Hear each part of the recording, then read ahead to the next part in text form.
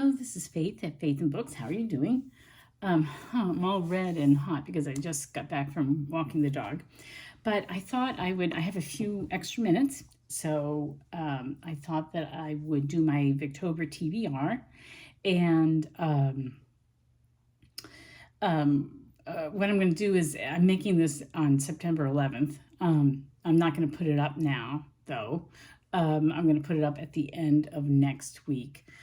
Because I don't want Victober to overwhelm September any more than it has to because of all the planning and prep for it. Anyway, so I thought I would do my TBR while I have a few minutes and then put it up later. So let me tell you what I want to do. So I had already thought beforehand that the two Victorian authors I want to focus on are Anthony Trollope and Dickens. So for Dickens, as a child, I read David Copperfield, and then I read Great Expectations. I read Tale of Two Cities. I read A Christmas Carol, of course. And whenever I would want to read Dickens, I would just reread one of those. And that went on for years and years and years. And then it wasn't until I saw the BBC production of Bleak House and really enjoyed it. And I went out and I bought Bleak House. And I tried to read it, and I didn't. And so the book sat on my shelf for, a decade.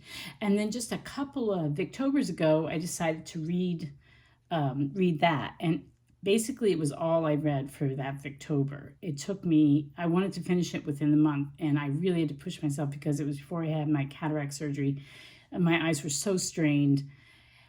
I thought, while I was reading it, I really, really appreciated it. But my memory of that time was just the pressure I put on myself and the strain on my eyes to try to get it done within the month of October. So hopefully I've learned something from that. But I'd broken out of my just rereading the four Dickens that I was familiar with. And so that sort of paved the way to listening. This time I did it on audio. I listened to Pickwick Papers at the end of last year. Thoroughly enjoyed it. Thought it was great. And then, so in the back of my head, I was thinking, okay, I want to read more Dickens and more Trollope. I'll read a Dickens for Victober in 2023, and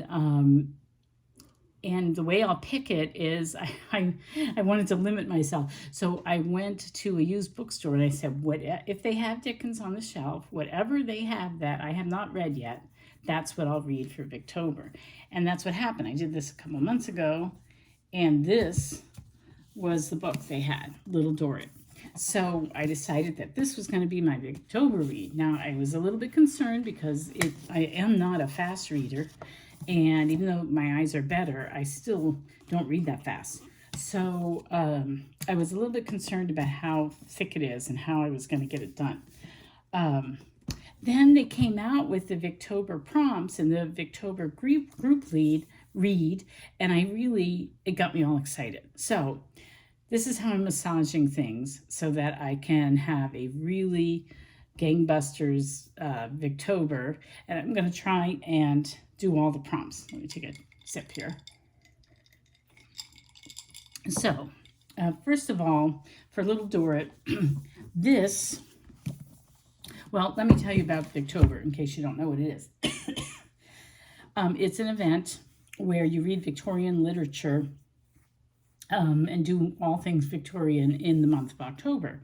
And it was started by Katie at Books and Things, and she's one of the hosts. And each of the hosts comes up with a prompt. And her prompt is read some new woman literature, which is like proto-feminist ideas that were starting to percolate up in the late Victorian age. So that's her prompt. Then Kate Howe is another big host because she has a Victorian literature Patreon. She's really, really big into Victorian literature. And her prompt is read a book that has an outsider or stranger in the story. And then there's, I cannot remember the name of her channel, Bookish something, but it's Marissa. Oh, I'm sorry. I'll list them in the notes. Marissa at Bookish Blessings? Bookishly. Oh, I don't remember. Anyway, her prompt was read an author that's new to you. And then Roz at Scallydandling About the Books is another host, and her prompt is read a book that has class as an element, social class. And then the last one is Petra at Petra U, and hers is read Victorian work. It could be memoir or literature or whatever in first person narration. So anyway, so this is how I've decided to do everything. So Little Dorrit will definitely fulfill Roz's prompt, because if you notice, book 1 is called Poverty, and then if you go to book 2, let's see if I can quickly leaf through here. Book 2 chapter. Here we go. Book 2 is Riches. So I think this really must have to do with class. And I understand it's about people in debtor's prison, which is a theme throughout Dickens. So this is a very long book. Book 1 has 36 chapters and book 2 has 39. So my plan is to try to read book 1 in October, and I will read book 2 in November. So at least start this one and get halfway through. And that's what my plan is for Little Dorrit. And that answers that one prompt that Roz has. Then I also want to do the group read, which is The Way We Live Now by Anthony Trollope. I was really excited when I heard that was going to be their group read, because I had bought this book several years ago. I tried to read it. It was during a period of a lot of contentious political fighting during an election season recently, and you may recall. And this book is about, the corroding effects of political power and money. And people say it's kind of his masterpiece, and that it's very incisive, and he's very, he's really scathing about the corruption in its own time period. And I wasn't in the mood to read something like that at that point. I just wanted escapism. And so I didn't finish reading it. I can't even remember how far I got. I got a couple of chapters in, and then I decided, no, this isn't for me. So, but I want to read it. And so I was excited. I think this is a good book to read with a group. So I have to figure out how to find the group on Discord, because I never seem to be able to find anybody on Discord. But I want to do that, and I want to read this. And I have a physical copy, but I'm going to listen to this on Audible. And I might even try speeding it up a little bit, like 1.2 or 1.5, to see if I can handle it. Usually there's something about sped up voices that irritates me, but if it isn't too sped up, maybe it will be good. If not, I'll just listen to it at the normal rate, and I'll just devote, whenever I'm driving or washing dishes or cooking or in the garden or walking the dog, I will be listening to The Way We Live Now. I'm not a huge audio person, but I do listen to, maybe 5 or 6 a year. Between 4 and 6 a year, books I'll listen to. But I'm not one of those people that constantly has to have an audiobook, or I could never have more than an audiobook going at a time. That would just do me in. But anyway, so I'm going to do this on audio, and hopefully the group read will really enhance that. Then the other challenges, and this meets the challenge of a outsider or stranger, because the main character that it all revolves around is a guy named Augustus Melmont, a French swindler and scoundrel. So he comes into British society, and it's what happens, anybody who enters his circle, it's what happens to them. So that fulfills Kate Howe's prompt. The next thing is on my Kindle, and I heard about this book from Kate Howe, but I'm not using it for her prompt.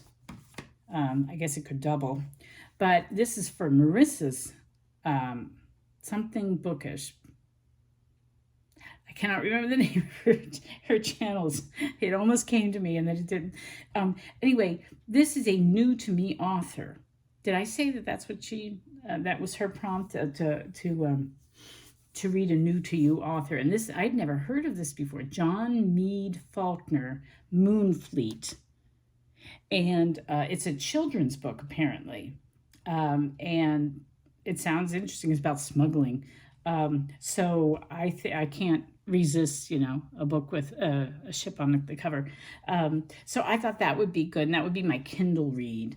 So I'll have, what I usually do is I have a main physical text, something on audio, if I'm trying to cram in a lot of reading in a month. This is my strategy. Something on audio, a main physical read, and then a Kindle read.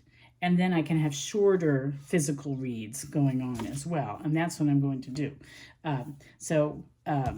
For the first person narrative, and I already pointed this out in another video, I'm going to read a couple of ghost stories. And which are the ones that are in first person? Let's see if I can find it. The Phantom Coach by Amelia B. Edwards. That is told in the first person. And then there was another one that was also told in the, I think Scary Stories, Ghost Stories, sort of the first person narrative, it kind of lends to the atmosphere. Anyway, this one, Thornley Abbey by Percival Landon, is also told in the first person. So I'll at least read those two. Oh, it looks like this one also. Let's see. No, this is Jerome K. Jerome, The Man of Science. That starts out in the first person. I am a man. So the ones that are written in first person in this book are the ones I'm going to read during Victober. And then the last thing, the last challenge, I think I got all of them, right? So let's see, Roz's is class, Petra was first person, and that's this. Marissa's was Blatantly Bookish. That's the name of her channel, Blatantly Bookish.